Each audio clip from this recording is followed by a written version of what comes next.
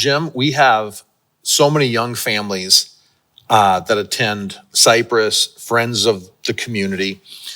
For a young family, you have a husband and wife that are married, just the two of them. Mm-hmm. Then the first child comes along. Then a second child comes along. Maybe a few sports, band concerts, everything else. If you had to give a top 2 words of advice to parents of young children, what's the honest reality of what they can expect in that season of life to make family, their personal relationship with Christ, and their marriage work? What would be 1 or 2 of the top things you'd say, be mindful of this in this incredibly busy season of their life? Well, I was a Boy Scout right here in Ohio where I grew up, and we talked about a motto, be prepared.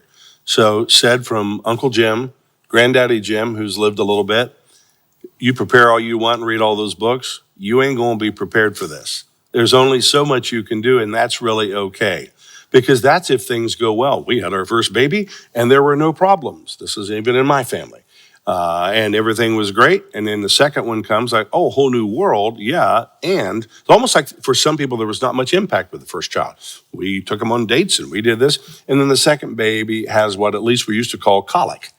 And it's like crying and screaming and all like that. And then there's 2 and whatever. And the first one doesn't feel like he's getting attention. It's like you can only prepare so much for this, but to continue to do what I call, I'm going to use the term, I use it in various ways, parental realignment, parental chiropractic. Get realigned and say, okay, honey, say to your spouse, didn't know this was going to happen, and now this has happened. How do we adjust our game like we do in any sporting event? We have to adjust and always pay attention inside to you, what's going on inside of you, especially if it was, come on, God, really? I mean, I didn't sign up for this, and these people, our friends, they have no problem. You can only prepare so much. And then, educate yourself, read books, make sure the situation with that child or children is not splitting you as parents. That's the normal thing. It'll split you apart. Are you doing self-care? Are you taking good care of yourself with that and really being a team versus one person running the whole show?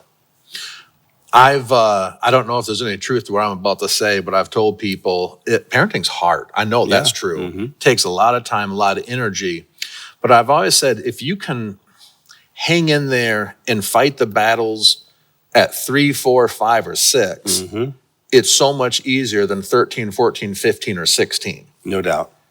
Is there any science behind that, like the establishment of values and no question. Foundation? If you look at the human growth and development, names that people won't know, but they can Google them, Piaget, Kohlberg, Erickson, all of us who've studied human growth and development of people, the various stages they have to go through. You study attachment. You can just buy books on it, or you can read it on the internet of what's going on when there is healthy foundational attachment. It's not a guarantee, but being built, kids are usually asking 2 questions, mom and dad. Hey, do you love me? And can I have my own way?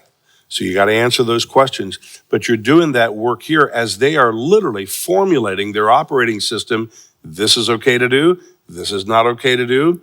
Or they realize very young, it's interesting when you watch your grandkids start figuring it out. They realize what buttons I can press in mom or dad, how to press them, and what they do, how parents react. Kids get this power early on, even at a young age for parents to go to a 2 or 3-year-old who could understand and say, Daddy was angry with you or mama did so-and-so.